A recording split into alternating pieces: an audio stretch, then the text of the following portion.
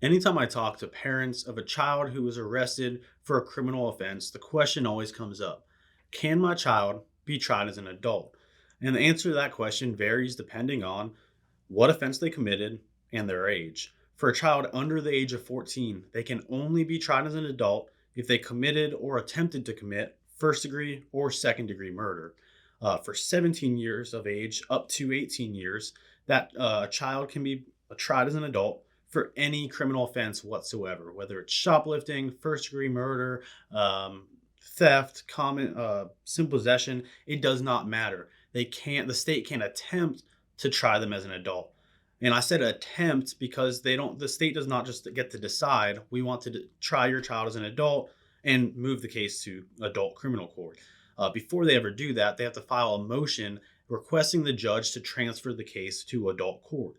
And then your child is entitled to something known as a transfer hearing, where the judge decides either to keep your child in juvenile court, where the court could potentially retain jurisdiction up until your child turns 18 and potentially extend that up until his 19th birthday, or they can decide that they should be transferred and your child should be tried as an adult.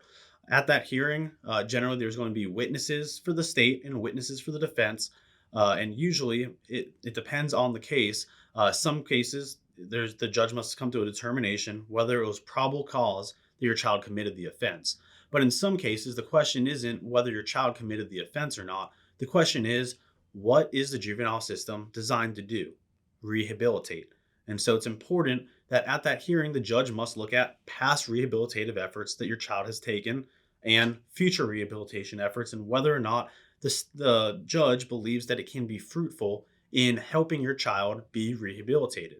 And so there's a lot of factors that go into whether the judge decides to keep the case in juvenile court or transfer to criminal court. But ultimately, the sooner you can get a juvenile defense lawyer on the case, the sooner he can ensure that your child is doing everything he or she possibly can to keep the case in juvenile court, to keep your child's case from having long term effects on the rest of their life by staying in juvenile court. And that is ultimately the goal. Anytime I take a case where there has been a motion to transfer filed, is that I keep the case in juvenile court if I can, and I will do everything I possibly can to try to make that happen. Whether it's making your child continue to do rehabilitation efforts from the very beginning, there's certain things that can be done to increase the chances of the judge finding that future rehabilitation efforts, if the judge keeps the case in juvenile court, that it can be successful in allowing your child to move past whatever it is that they did to have a better tomorrow.